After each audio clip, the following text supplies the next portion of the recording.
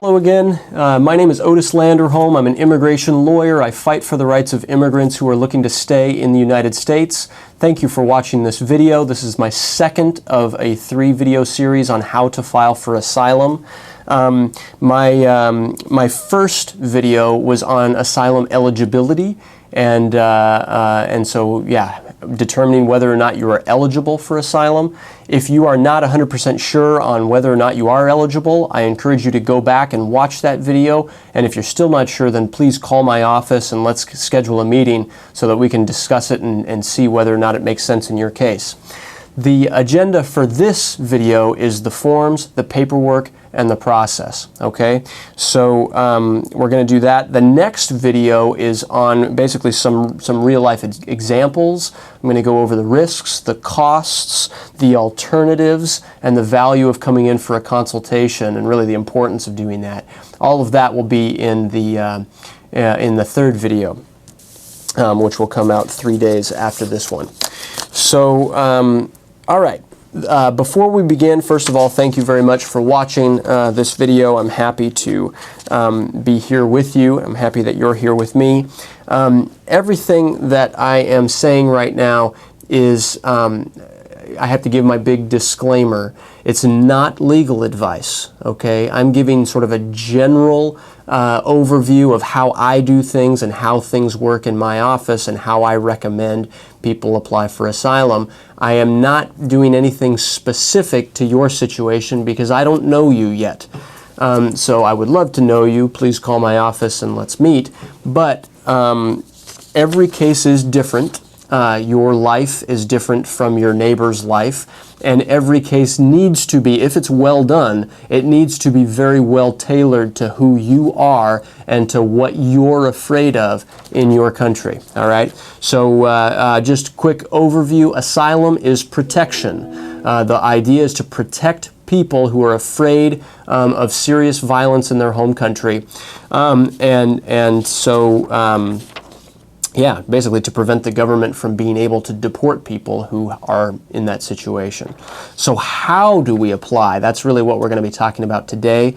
But I want to reiterate that if you apply and if you lose, you could be subject to deportation. And that's why there is such a risk in this process. I want you to know what you're doing before you decide to do it. All right. But if you decide to do it, how to do it? The way is on Form I-589, okay? It is the asylum application. It looks I mean, this is a copy of it. The version that I just downloaded from the internet says in the upper right-hand corner that it expires on November 30th of 2014. Okay, if you're watching this past that date, you might need to go online and download the most recent form, okay? And regardless of when you're watching this, you should always go online and download the most recent application, all right? If you, so where to do that? First of all, uscis.gov, www.uscis.gov. USCIS is United States Citizenship and Immigration Service. They're the people that have all of the immigration forms, not all, but the vast majority of the immigration forms that you would ever want are accessible on uscis.gov. All right. Before we do anything else, I need to explain that there are 2 processes for asylum. There's one that we call affirmative applications for asylum, where you would apply yourself at the asylum office, all right? You actually send your application to USCIS on Form I-589. The second process is what we call defensive asylum, and that's if you're already in immigration proceedings, if you're already in deportation proceedings in immigration court, okay? If you are in immigration court, then let's meet immediately because we need to put your case together and we there's a lot more that goes into your situation if you're already in immigration proceedings. But nonetheless, the basics of how to put your application together will be similar, and nonetheless you will need Form I-589 to file for asylum. So go to uscis.gov, download the form, and let's go over it together. I'll show you how I fill it out, and I'll show you, kind of explain as we go through it what the form is asking you, okay? At the top left-hand corner, I'm sorry that you can't see this very, very clearly, but right here is the title of the form. It says I-589. It is an application not just for asylum, but it's actually an application for two things: for asylum and for what's called withholding of removal. So if you saw in my eligibility video that if you're not eligible for asylum, maybe you're still eligible for withholding, it's good because you're actually applying for both of those things right here on the form. Then right down here, there's a box that says you're also applying, or check this, if you also want to apply for relief from removal under the Convention Against Torture. Okay, we call it CAT, the Convention Against Torture. So I almost always check this box. If you don't know whether or not you would check it or should check it in your situation, then feel free to call my office and let's meet and discuss it in more detail. But in the vast majority of cases, if my clients are afraid of harm in the United States, they might also be afraid of torture. Or sorry, not in the United States. If they're afraid of harm in their home country, they might also be afraid of the possibility of torture in their home country. And if that's true, you might as well check that box, because you might you don't want to limit your forms of immigration relief. You want to have as many cases as possible. And if you do, you'll be applying for three things at the same time. You'll be applying for asylum, for withholding, and for relief under the Convention Against Torture. That's the way we almost always do it. All right. Part A of this form, and really the first page of this form, is information about you. Okay, so they ask about your A number if you have one, and if you don't, just leave it blank. They ask about your Social Security number if you have one. If you don't, just leave it blank. If you don't have a legitimate one, just leave it blank. It asks for your last name, first name, middle name, if you've used any other names, where you're living in the U.S., where you accept mail, your gender, your marital status, your date of birth, whether or not you've ever been in immigration proceedings, your passport number, things like that. If you don't have a passport, then put none there. You know, basically the idea is to not leave any part of the form blank, okay, unless it allows you to, all right? The next page asks if you're married. So if you're married, put your spouse's information. If you're not married, check the box that says, I'm not married. The next space, kind of halfway down the second page, asks if you have children, okay? If you don't have any children, then check the box that says that you don't have children. And if you do have children, then check the box that says that you do, and put the total number of children that you have anywhere in the world, whether or not they're included in this application or not. You want to list them, okay? The reason that you want it, well, I won't go into that.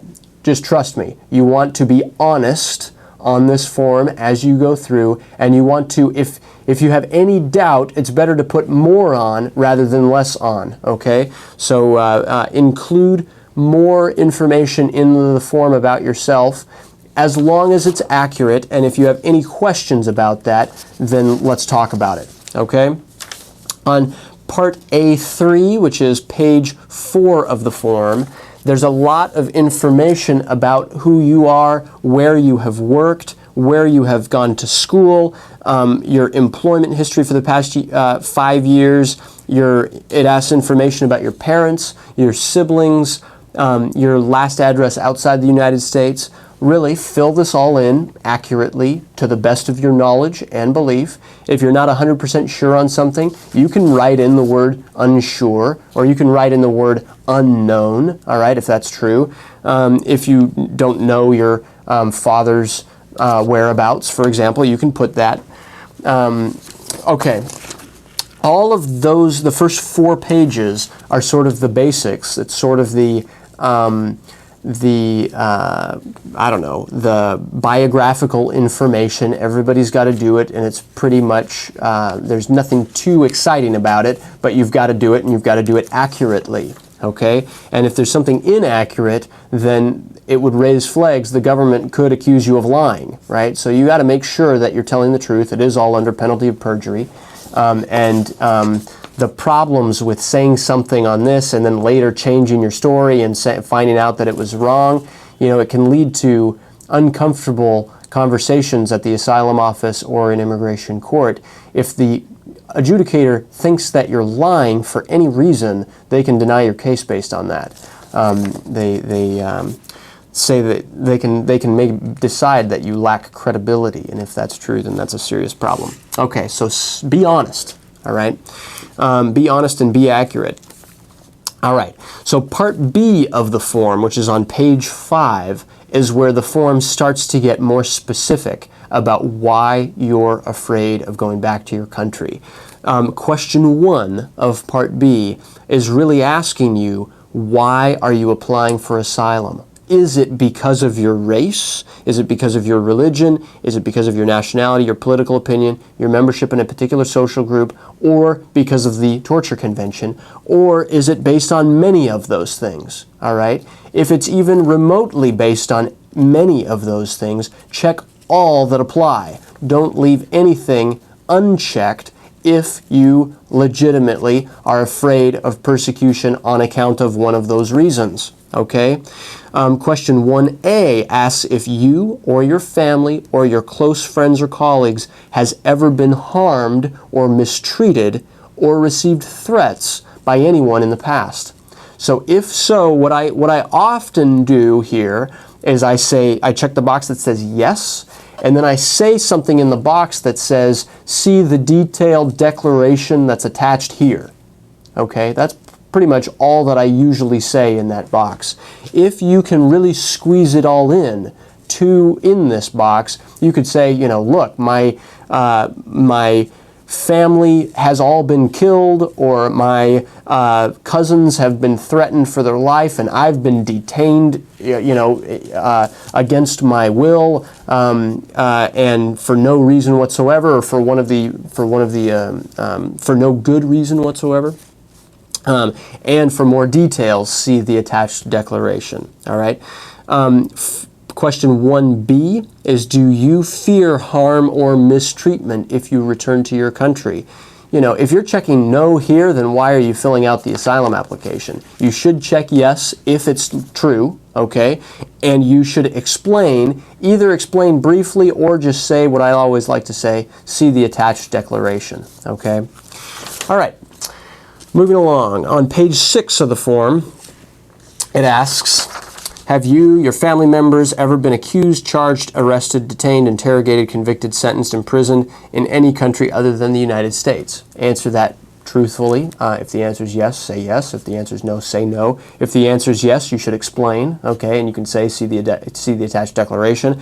I was accused and arrested. All charges were dropped. It was all because of my political opinion, right? Or say, no, none of that has ever happened to me. Or say, yes, I was arrested once for a DUI. It was here in the United States. This happened, and that's the end of it, right? Has nothing to do with my asylum claim. Doesn't matter, okay? If it happened, say that it happened, all right? Question 3A, which is still on page 6 of this form, still in part B of the form. It asks, have you or your family members ever belonged to or associated with any organizations or groups in your home country? So any organization or group or political party or religious organization or military group or anything, human rights group, right? If so, say yes and say what that group was. And if it has something to do with your asylum case, then explain that. And if it doesn't, then that's okay. You can still list the group, okay? The next question is whether or not you or your family members continue to participate in those groups. And if so, say yes, and if not, say no, okay? The fourth is, are you afraid of being subjected to torture in your home country or in any other country if you were returned? If no, say no. If yes, say yes, okay? Then we move on to Part C of the form, page 7. You'll see that basically all I'm doing is going through, read the form carefully, and answer the question honestly. That's it. This asks, question 1 of Part C asks if you or your spouse, your children, or your parents or your siblings have ever applied for asylum status or for refugee status before the U.S. government before. Okay? Question 2, A and B, is after leaving your country. So the first part is, after leaving your country, did you reside through or travel through any other country before you arrived on U.S. soil? You know, if you flew through Chile on your way to the U.S., then say that, right? If you flew through Russia and then France before arriving in New York State or, you know, JFK Airport, then say that, you know. And then the second part is, have you or your spouse or your family members ever applied for any lawful status in any of those countries, right? Did you apply for a visa or a green card or anything like that when you were traveling through Russia and then France before you arrived to New York? If so, say it. All right. The third question on page 7 is, have you or your spouse or your children ever harmed anyone? Have you ever ordered, incited, assisted, or otherwise participated in causing harm or suffering to a person on account of their race, religion, nationality, political opinion, or their membership in a particular social group? If you hesitate on that question, talk to me before you apply, okay? The answer, hopefully, is no. But if the answer is yes, then talk to me before you apply. All right, you would trigger one of the bars to asylum. You very well could anyway. I mean, depending. It's not an absolute. If your father participated in the persecution of other people, it doesn't necessarily bar you from asylum. But, you know, that is potentially, if you or your family was involved in the persecution of others, we should talk about it, definitely. All right, before even filling this stuff out. So now I'm on page 8, Part C. It says, after you left the country where you were harmed or where you fear harm, have you ever gone back there? This is an issue, all right? So if the answer is yes, let's absolutely meet and discuss it. It may or may not affect your asylum eligibility. The fifth is about the 1-year filing deadline. It asks, are you filing this application more than 1 year past your last arrival in the United States? If no, great. If yes, let's explain. And let's hopefully explain with one of the exceptions to the 1-year filing deadline. See my first video, okay? Question 6 on page 8 is, have you or any member of your family who was included in the application ever committed a crime and or been arrested or charged or convicted for any crimes here in the United States? This is going to whether or not you've committed a quote-unquote particularly serious crime which could bar you from being eligible for asylum. If the answer is yes, let's look at your case before we apply, okay? Those are all of the questions that is on the I-589. That is essentially it, all right, for the I-589. Then on page 9, though, you have to submit a passport-style photograph. Hold it up here, right there. You submit a photograph. You staple it right on there. You also print your name. You write your name in your native alphabet. You fill in the rest of it. If you have a law office, like my office, helping you with your application, then I would put my information here as the preparer, and we would submit the application, all right? There's 2 parts on the back. One says, Part F says, to be completed at the asylum interview, so don't sign here if yet, right? We send it off first, and the rest of it you would do at the interview. And then Part G says to be completed at the removal hearing. So to be completed if you're in immigration court, if necessary. And so, you know, we would do that as sort of step 1 on your final hearing day when we're in immigration court, if that's where we're going. All right, then with the form, there is a supplement A.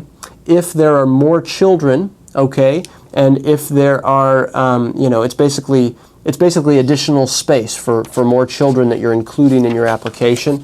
And supplement B is for more space for any question, all right? You can add there, okay? Let me back up to supplement A. You can fill it out if you have more children, even if they're not included in the application. So whether or not, if you need the space, the government provides you more space.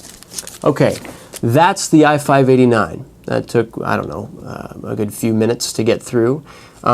Study it carefully, fill it out carefully. You could even print out and fill out a draft of it before you come to your consultation if you want extra points with me. That helps me cut to the chase a little bit.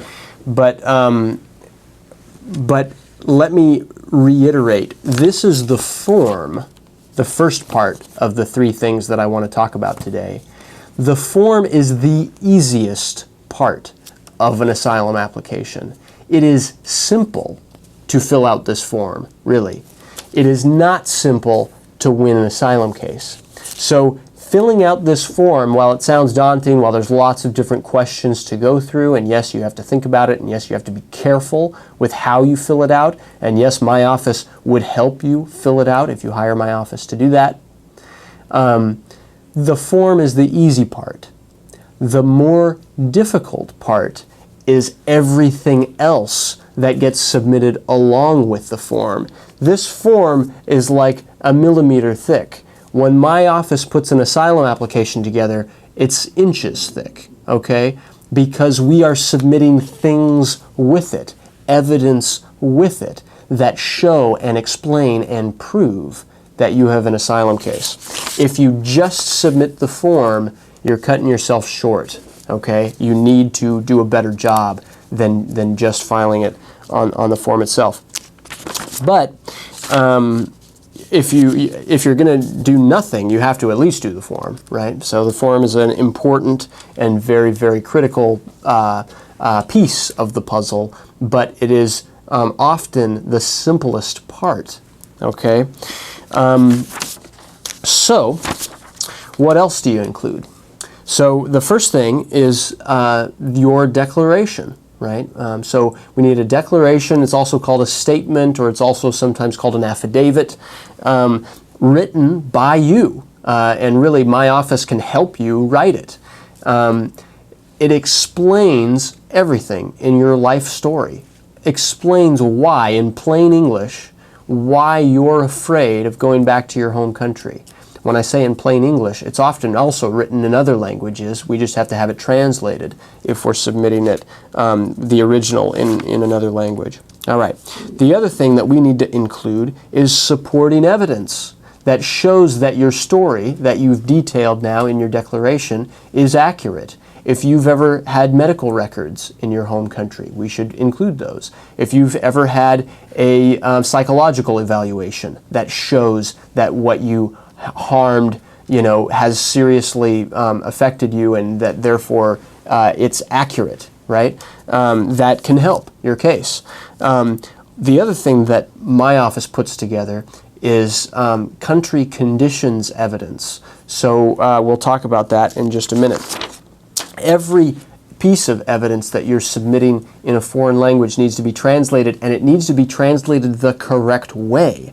All right, you have to have a certificate of translation, and it basically needs to say that I, the translator, hereby declare that I'm competent in both English and whatever language they're doing it in, and that the above translation was true and accurate to the best of my abilities. Signed, translator, date, translator's name, address, phone number, okay? You have all those things in there, you have a good certificate of translation.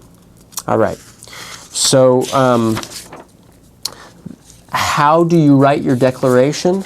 Basically, you go step by step, saying who you are, saying where you come from, saying why you came to the United States, and explaining in very, very specific terms why you're afraid of going back to your country.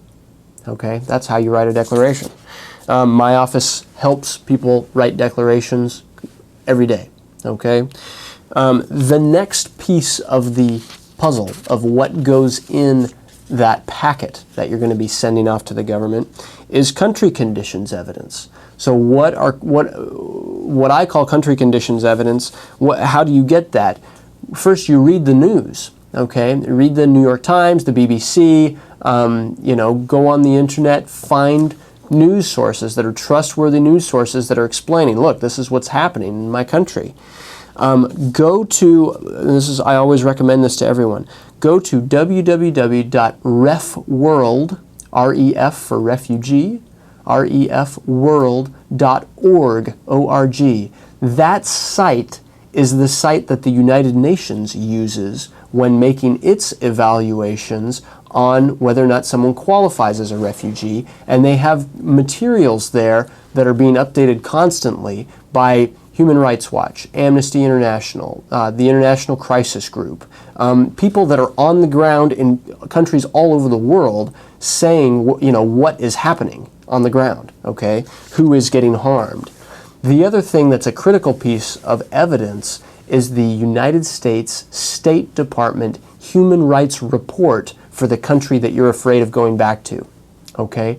The State Department's report is very, very thorough, and there are often things in there that you can go through and highlight and say, see, look, judge, see, look, adjudicator, what I'm afraid of happened in this case, and this case, and this case. Take a look at it here. It's good to highlight things because the adjudicator won't have a lot of time. They want you to draw their attention to directly what you're talking about, and that's something that my office does as well.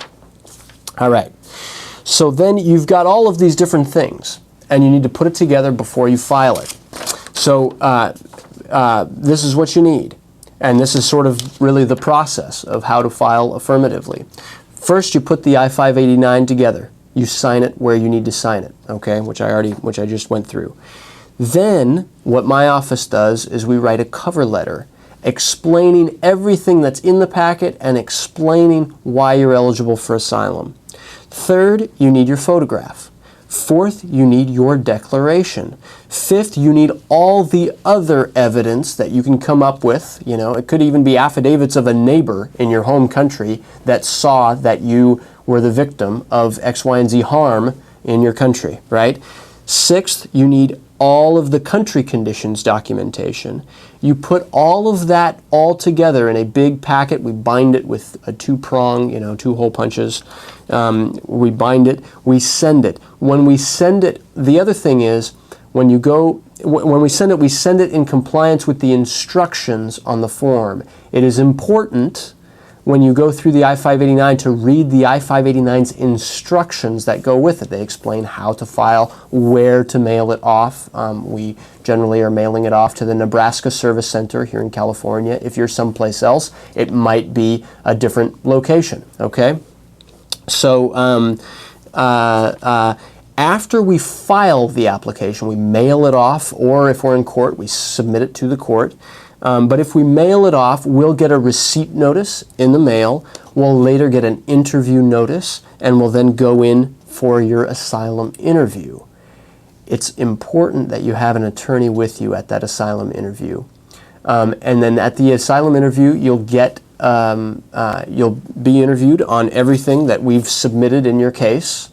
You will be on,